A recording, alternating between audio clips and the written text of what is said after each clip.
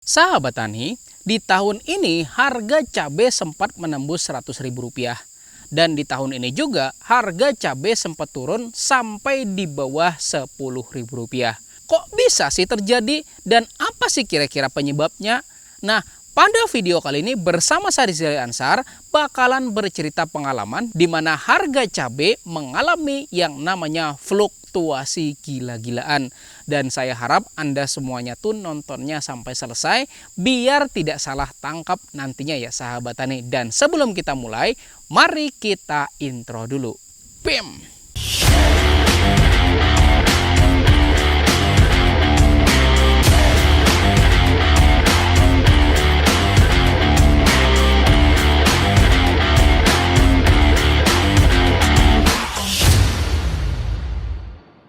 Buat Anda yang belum subscribe channel ini, maka silahkan subscribe dulu biar tidak ketinggalan informasi yang terbaru dari channel ini, oke?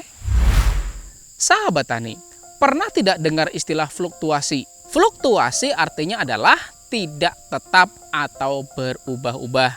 Nah, inilah yang dialami suatu produk, baik produk mentah seperti hasil pertanian maupun hasil olahannya. Nah, sebelum kita bahas soal cabai ya sahabat tani, Anda tahu susu beruang yang mereknya tuh Bear Brand nggak ya sahabat tani?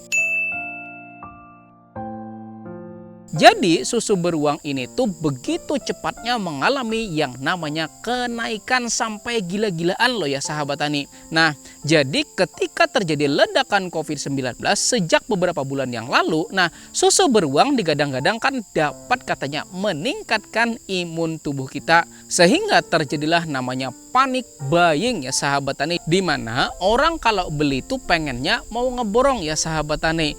Dan bener aja, gara-gara orang banyak banget kepengen nyetok susu beruang sampai berdus-dus loh ya sahabat tani di rumah-rumah, maka harganya jadi nggak karu-karuan. Nah, jadi di sini kemarin ya sahabat tani, anak saya tuh mau beli susu beruang di sebuah toko kelontong. Kemudian saya tanya ke pedagangnya, ini harganya berapa gitu loh. Dan dia bilang 18.000 katanya. Saya bilang, hah? 18.000 saya bilang. Tapi serius ya sahabat tani, akhirnya kita nggak beli. Saya bilang sama anak saya, nak beli yang ini aja lebih murah. Isinya sama kok, kalau itu juga susu steril gitu ya sahabat tani. Bayangin coba kalau kita mesti beli yang 18.000, gimana coba? Gila nggak harganya? Nah, itulah ya sahabat tani akibat dari panic buying. Lalu pertanyaannya, gimana sih dengan harga cabai yang sempat harga 100.000? Jadi ya sahabat tani, saya pengen cerita. Cabai seumur-umur itu cuman di tahun ini aja loh yang tembus harga di atas 100.000 kalau di sini gitu ya sahabat tani. Nah, awalnya pada bulan Januari tahun 2021 kan kebetulan di daerah saya ini tuh merupakan daerah produsen produk hasil pertanian ya sahabat tani, dan biasanya tuh dikirim ke beberapa daerah di Kalimantan Selatan. Dan kebetulan saya tuh punya teman tuh namanya Kadir ya sahabat tani, dia tuh bawa cabai mendistribusikan sampai ke daerah lain tuh sampai 2 ton di beberapa daerah di Kalimantan Selatan dan juga Tengah gitu ya sahabat tani. Nah, saat Januari tahun 2021 di tempat saya ini tuh terjadi banjir bandang yang mungkin selama 50 tahun ke belakang itu nggak pernah setinggi ini gitu ya sahabat tani. Nah, di rumah saya aja itu sampai 1 meter lebih loh tinggi banjirnya. Kemudian apa yang terjadi coba? Ya peralatan studio tuh pada rusak, kemudian laptop saya terendam, kemudian amplifier, speaker dan lain sebagainya itu pada terendam semua ya sahabat tani. Dan kebetulan juga teman saya tuh namanya Pak Syahruni, kebetulan dia punya tanaman cabai sebanyak 3.000 pohon, dan padahal bentar lagi tuh panen gitu ya sahabat tani, cabainya tuh udah hijau-hijau. Tapi apa yang terjadi coba? Yang terjadi adalah biar langsung tenggelam ya sahabat tani semuanya. Belum lagi teman saya yang satu ini ya sahabat tani, yaitu namanya Bapak Ruli, yang kita tuh pernah bikin video itu judulnya cara mengatasi layu fusarium menggunakan hidrogen peroksida. Nah, dia cerita kalau ternyata teman-temannya tuh bahkan ada yang sampai tenggelam 6.000 pohon cabai ya sahabat tani. Belum lagi yang kecil-kecil, misalnya yang nanam 300 pohon, kemudian yang nanam 500 gitu ya sahabat tani. Dan kalau kita kalkulasi dari bencana banjir bandang kemarin itu sampai ratusan ribu loh pohon cabai di tempat saya itu tenggelam ya sahabat tani. Nah, akhirnya apa yang terjadi coba? Sudah bisa dipastikan suplai ke beberapa beberapa daerah terutama di daerah Kalimantan Selatan dan Tengah menjadi terganggu ya sahabat tani. Dan benar aja banyak di daerah lain itu pada teriak ya sahabat tani, katanya kekurangan stok katanya. Dimana pengguna cabai itu macam kayak penjual bakso, kemudian olahan pentol mercon ya sahabat tani, sampai pentol seng akeh emine itu juga pada teriak ya sahabat tani. Gara-gara apa coba? Gara-gara cabainya tuh nggak ada. Dan apa yang terjadi coba setelahnya? Harga cabai itu pada naik coba dari 40.000, kemudian naik 50, 70, 90 sampai ratusan ribu ya sahabat tani. Dan terakhir saya pernah beli tertinggi itu 125.000, bayangin coba. Mungkin kemudian turun ya sahabat tani, turun ke 70, turun ke 55, turun ke 50, turun ke 40, turun ke 35, naik lagi gitu loh 45, kemudian naik ke 50 gitu ya sahabat tani. Dan itu berlangsung sampai 6 bulan lamanya gitu ya sahabat tani. Nah pertanyaannya, kenapa sih kok lebih dari 6 bulan? Pertama, saat terjadi banjir bandang waktu itu ya sahabat tani, otomatis buat bisa nanam cabai lagi kan orang tuh mesti olah lahan dulu, bener nggak ya sahabat tani? Kemudian nyemai lagi, nanam lagi, memelihara lagi, sampai panen lagi, bener nggak? Dan itu pasti butuh waktu sampai 3 bulanan, dan itu untuk yang punya modal atau punya duit. Lalu gimana orang yang nggak punya duit? Ya mereka pasti istirahat, bener nggak ya sahabat tani? Dan bener aja, siapa yang bisa bangkit buat nanam lagi pas waktu itu panennya kalau nggak salah bulan April sama bulan Mei gitu ya sahabat tani.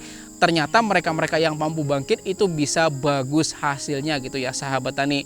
Karena lebih dari 50% orang itu nggak punya modal buat ngelanjutin nanam ya sahabat tani. Tetapi 50%-nya yang nggak nanam tadi melihat harga yang memang katanya bagus, kemudian kebetulan mereka udah punya modal, akhirnya mereka-mereka ini pada ikut nanam juga ya sahabat tani. Dan parahnya lagi, ternyata petani tomat melihat harga cabai yang bagus gitu kan ikut-ikutan nanam cabai juga. Bahkan kebetulan saya dapat informasi kemarin juga, katanya anak-anak pesantren juga katanya pada ikut nanam cabai. Dan pada akhirnya banyak banget petani cabai dadakan gitu ya sahabat tani bermunculan sebagai efek dari harga yang menggiurkan ya sahabat tani. Dan akhirnya harganya jadi turun ya sahabat tani sebagai akibat dari banyak yang nanam. Namun parahnya ternyata harga tomat justru naik ya sahabat tani. Nah kemudian pada video saya yang judulnya Rahasia Mengatasi Overdosis Pestisida, petani saya itu namanya Baharudin ya sahabat tani, nanam tomat sebanyak 1.500 meter persegi. Nah saat orang lain pada beralih nanam cabai. Jadi dia itu kebetulan orang-orang beralih pada nanam cabai, dia tetap nanam tomat gitu ya sahabat tani. Meskipun waktu itu punya kendala di mana dia salah ngasih pestisida. Akhirnya ya sahabat tani tanamannya tuh keracunan pestisida. Tetapi karena kebetulan dia tuh cepat ceritanya, langsung cepat konsultasi ya sahabat tani, akhirnya kita coba carikan solusinya. Alhamdulillah bisa teratasi ya sahabat tani, dan tomatnya berangsur membaik. Dan sahabat tani tahu nggak, total dia tuh bisa panen dari pertama sampai panenan terakhir dari luasan 1.600 meter persegi itu adalah 3,5 ton lebih gitu ya sahabat tani. Dengan harga berapa coba?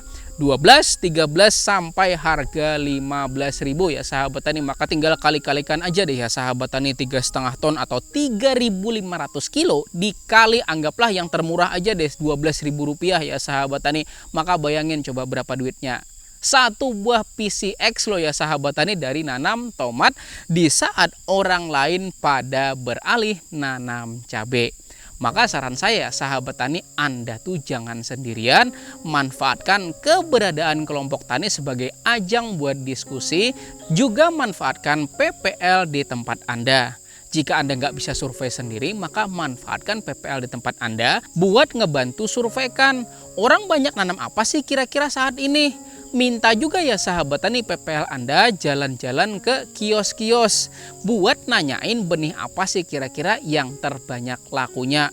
Nah dari situ ya sahabat tani bakal dapat gambaran. Misal ternyata banyak benih cabai yang pada laku ya sahabat tani, kan secara otomatis maka orang banyak nanam cabai ya sahabat tani.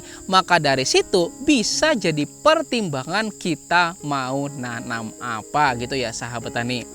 Nah Kemudian saya mau cerita lagi soal penyebab yang tidak kalah pentingnya kenapa sih harga cabai itu bisa turun secara drastis. Dan ini soal ilmu gaib ya sahabat tani, mungkin nggak pernah dibahaskan sama orang ya sahabat tani, serius. Yaitu kenapa coba? Karena banyak yang berdoa mudah-mudahan harga cabai itu turun ya sahabat tani, serius. Lah gini dah, misalnya saya punya warung ya sahabat tani, dan warung saya itu menghabiskan sekitar 3 kilo cabai setiap harinya coba buat dibikin sambal. Dan kita tuh terbiasa belinya kisaran harga 30, kemudian 35 sampai 40 ribu rata-ratanya gitu ya sahabat tani. Tiba-tiba belinya sampai 100 ribu, coba bayangin 70 ribu sekilo, coba ruginya. Dikalikan 3 berapa coba?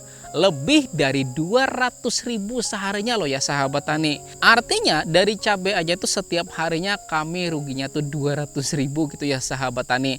Tetapi yang namanya ikatan pelanggan ya sahabat tani, kan mau nggak mau kita tuh tetap buka. Meskipun ya sahabat tani, dan ini serius ya sahabat tani, 5 bulan warung kami itu bisa dibilang impas, nggak ada untungnya sama sekali. Setelah kita tuh bayar karyawan, kemudian bayar bangunan, ledeng, listrik dan lain sebagainya, itu bisa dibilang impas selama 5 bulan ya sahabat tani. Kenapa coba? Karena 2 hal. Pertama, cabai harganya naik, kedua ayam juga harganya naik dan menggila waktu itu ya sahabat tani. Tetapi kan pada intinya tetap sabar aja kita dan berusaha buat mengikhlaskan sambil kita berpikir mungkin saat ini rezekinya para petani, ya sudah nggak apa-apa kayak gitu loh.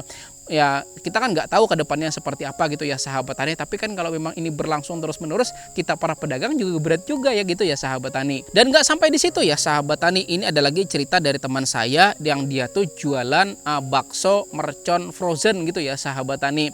Nah kebetulan karena harga cabai mahal-mahalnya, terpaksa dia nggak produksi varian bakso mercon. Kenapa coba? Ya karena harga cabainya tuh mahal. Dan bukan cuma 1 orang aja, tapi banyak loh yang berdoa mudah-mudahan katanya harga cabai turun, katanya akhirnya benar harga cabai jadi turun gitu ya sahabat tani.